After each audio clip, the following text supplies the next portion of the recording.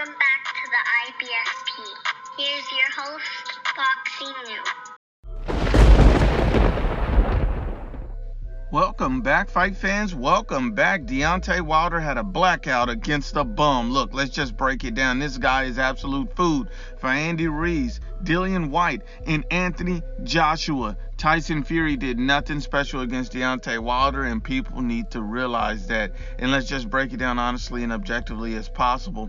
And we start with Deontay Wilder and a new article that's recently come out where, it states that Deontay Wilder suffered a blackout during his controversial 2010 knockdown against Harold Sconiers. This is the exact statement. He states, I got rabbit punched in the back of the neck. When the punch happened, instantly my neck started to swell. There was a knot back there.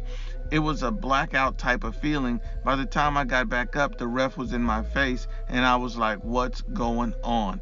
Now, look, let's just be honest about it. First of all, Deontay Wilder is the king of rabbit punching. We all know this. He's won multiple fights that way.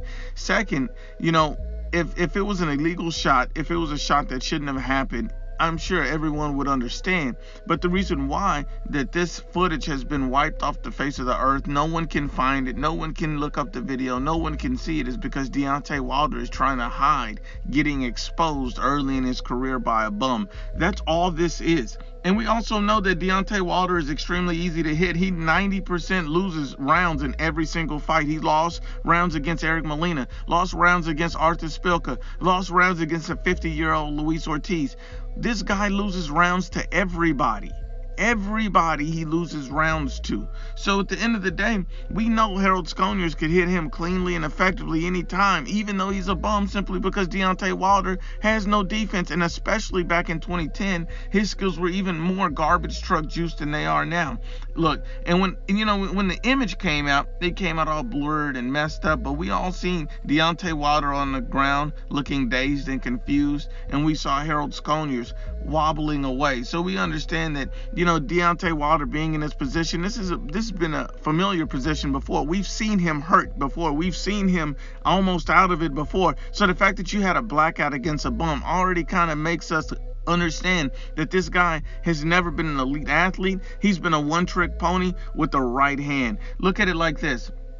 Deontay Wilder and Luis Ortiz, we saw that fight. Luis Ortiz pretty much had him out on his feet, and he was saved by the ref and the doctor. They didn't give Luis Ortiz any breaks by the doctor. They didn't check on Luis Ortiz, and he was the one who was dropped earlier in the fight. So why would the doctor go and check on Deontay Wilder when he wasn't dropped, but he would look like he was just dazed out of it instead of Luis Ortiz? It didn't make any sense. And if you had that kind of concern, why didn't you just call off the fight? It doesn't make sense. They were trying to protect this guy. Give him a break, give him a rest, give him a pass. Because at the end of the day, if a 50-year-old Luis Ortiz can have you pretty much out on your feet and a bum can have you black out, what does that say about you and your skills? And then you also see Tyson Fury when he wiped the floor with this guy, beat the brakes off of him, slapped the Alabama slam out of him. At the end of the day, what Tyson Fury did, it was a good win. It was a credible win. But at the end of the day, we know that Anthony Joshua would have destroyed Deontay Wilder. We know Deontay Wilder, there's a reason why he ducked Whyte. We know that Andy Ruiz's aggressive style, come forward and fast hand, would be a nightmare for Deontay Wilder. Let's be honest and unbiased. This guy is food for all the top fighters. But once again, unbiased as always, it's the IBFP.